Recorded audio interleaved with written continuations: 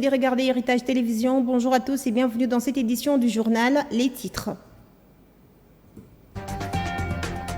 Un collectif de députés nationaux a déposé une pétition au bureau de l'Assemblée nationale demandant au président de cette chambre basse du Parlement de programmer la proposition des lois relatives à la révision de la Constitution. Dans ce journal, vous allez découvrir le quotidien de deux enfants, Blaise et Jean, qui vivent à Lubumbashi. Et chaque jour, ils parcourent plus de 35 km à la recherche de la braise qu'ils revendent juste après un reportage de Pierre Cabo à suivre dans ce journal. C'est tout pour les titres. Bienvenue à tous sur la télévision Grande Vision. À la une de l'actualité, le président de la République démocratique du Congo, Félix-Antoine Tshisekedi Tshilombo, a présidé le Conseil des ministres le vendredi 18 mars à Kinshasa. Parmi les points inscrits à l'ordre du jour dans sa communication a figuré la révolution du secteur agri-industriel. Je vous prie de suivre l'extrait du compte rendu lu par le ministre de la Communication et des Médias, Patrick Mouyaya, dans cet extrait choisi par Gloria Mpanga. Soutien public pour l'émergence nationale d'une filière agricole. Le président de la République a invité de nouveau le gouvernement à impulser et à coordonner la transformation des atouts naturels que regorge notre pays, tels que la disponibilité de 80 millions d'hectares de terres arables, une hydrographie dense et d'un point de vue régional, l'expérience avérée dans la production du riz, du manioc, des pommes de terre, du maïs dans certains territoires. Bien que la libre concurrence soit la règle qui prévaut dans notre système économique, le président de la République, chef de l'État, a estimé que le gouvernement peut progressivement orienter certains achats publics, notamment ceux liés aux produits agricoles, vers les producteurs agricoles locaux. Il a insisté que l'objectif poursuivi est d'accompagner une révolution agro-industrielle nationale. D'une part, en garantissant à nos producteurs agricoles l'accès à des marchés publics qui devront énoncer bien en avance leurs besoins en termes de quantité, de qualité et de conditionnement. D'autre part, pour favoriser l'éclosion d'une filière agricole nationale qui devra se professionnaliser afin d'améliorer la compétitivité de ces produits. Les ministres en charge de l'agriculture, du commerce extérieur, de l'industrie, de l'économie nationale, du budget ainsi que des finances ont été chargés, sous la supervision du Premier ministre, de mettre en place une commission de travail devant analyser la possibilité d'orienter dès la fin de cette année dans la mesure du possible et en définitive à partir de l'année prochaine les achats de colis de fin d'année de produits alimentaires du gouvernement ainsi que ceux de la présidence de la République vers les produits agricoles issus de la production locale. Restons toujours à Kinshasa, la capitale, où tous les députés provinciaux sont invités pour participer au séminaire d'information, de sensibilisation et d'appropriation du programme de développement local de 145 territoires. L'objectif de ces séminaires, qui sera ouvert par le président de la République, est d'amener les députés provinciaux à s'approprier cette vision. Il sera animé par les experts de la présidence, de la primature, du Sénat, de l'Assemblée nationale, du ministère du Plan et du ministère de l'Intérieur. Ces séminaires d'information, de sensibilisation et d'appropriation du programme de développement de 55 territoires prendra 2 jours, soit du samedi 19 au dimanche 20 mars au Palais du Peuple à Kinshasa. Je l'ai annoncé dans le titre, un collectif des députés nationaux a déposé une pétition au président de l'Assemblée nationale, Christophe Mbosso Kodia, demandant à Mbosso de programmer la proposition des lois relatives à la révision de la Constitution. Un collectif des députés a déposé hier, vendredi, donc cette pétition. L'initiative de Steve Mbikaï, il dit vouloir d'une Constitution qui réponde aux réalités congolaises. Cette pétition est signée par plus de 20 députés nationaux. Ils estiment porter un débat sur la révision, le changement ou non de la Constitution qui est au niveau la rue à la représentation nationale pour qu'une option soit levée. Autre chose, une question adressée au ministre des Hydrocarbures, Didier Boudimbu, a été déposée au bureau de l'Assemblée nationale hier vendredi. Ce dernier est appelé à s'expliquer sur les incendies enregistrés à Kinshasa suite au trafic de carburant. Récit. Le ministre des Hydrocarbures, Didier Boudimbo, est appelé à fournir des explications claires sur le trafic de carburant dans la ville de Kinshasa, à la base des différents incendies dans des stations-service.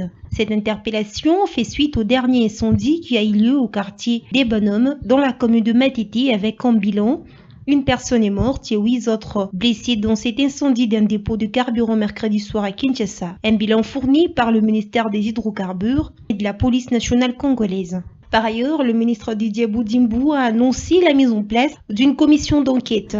Il a également réitéré l'engagement de son ministère de démanteler tous les dépôts clandestins de carburant. Après son retour de la Belgique pour des raisons de santé, le président de la République démocratique du Congo, Félix-Antoine Tshisekedi Tshilombo, s'est également rendu sur les lieux pour constater le dégât et consoler les habitants de cette zone. D'après les députés nationaux Dédé Mupasa Lukobo, initiateur de cette question, le ministre des Hydrocarbures, Didier Boudimbo, est appelé à fournir des explications claires aux députés par rapport au trafic de carburant dans la capitale Kinshasa.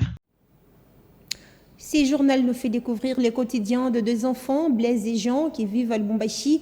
Et chaque jour, ils parcourent à plus de 35 km à la recherche de la braise qu'ils revendent. Âgés de moins de 14 ans, ces deux jeunes enfants ont dû abdiquer à leur scolarité pour devenir tels qu'ils sont. Pierre Kaboui est parti à leur rencontre. Voici son reportage. Blaise et son frère Jean ont respectivement 10 et 13 ans. Ils parcourent plus de 35 km à vélo vers les villages Mapili pour trouver de la braise. Une opération qui leur permet de subvenir aux besoins et contraintes de leur famille. Notre rencontre a eu lieu au village Mutambalila, situé à plus de 14 km du centre-ville de Lubumbashi, route Forest, alors qu'ils étaient en mi-chemin. Comme tous les jours, ils fréquentent ces tronçons, transportant de la braise. Fidèles à leur tradition, ils poussent une charge d'environ 50 kg. À Lubumbashi, ils habitent Kamasaka, un quartier périphérique de la commune annexe.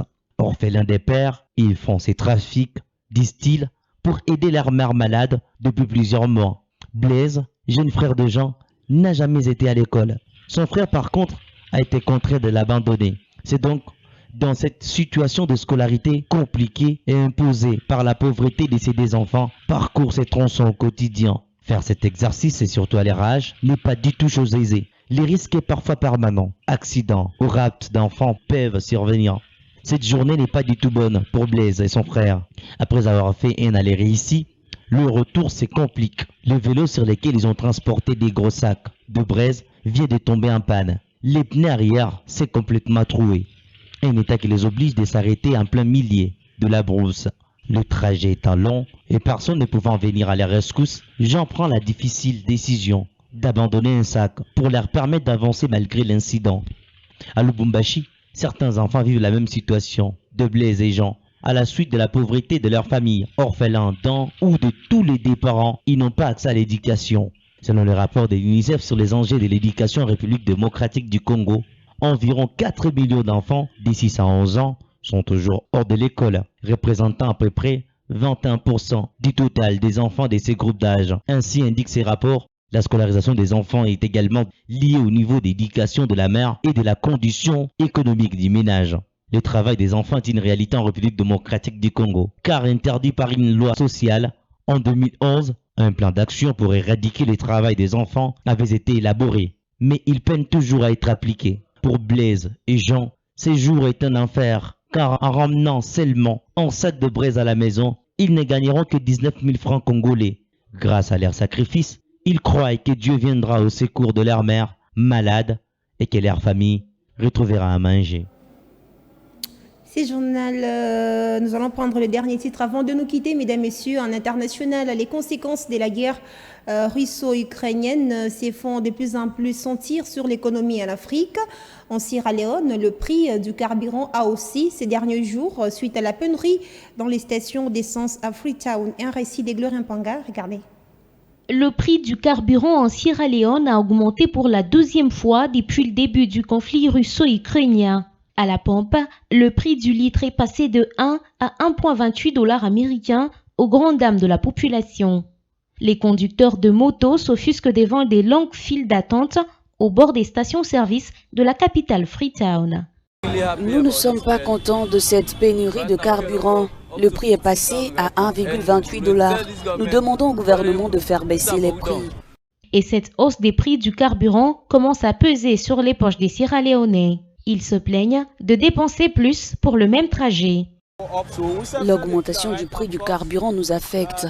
Les passagers ont du mal à faire face au nouveau prix. Nous payons 4 000 léons pour nous rendre à des destinations où nous payons 3 000 léons. Ce n'est pas fait. Le transport devait être 2 500 pour les minibus, mais les chauffeurs et les apprentis persistent et demandent 3 000 léons.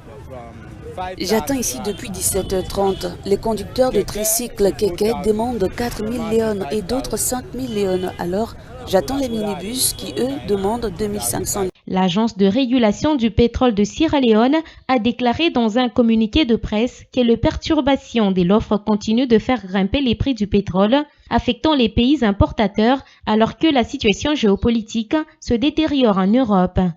Les économistes redoutent un impact énorme sur l'économie du pays, qui est déjà en difficulté. Ce journal est terminé. Place à présent au rappel de titres.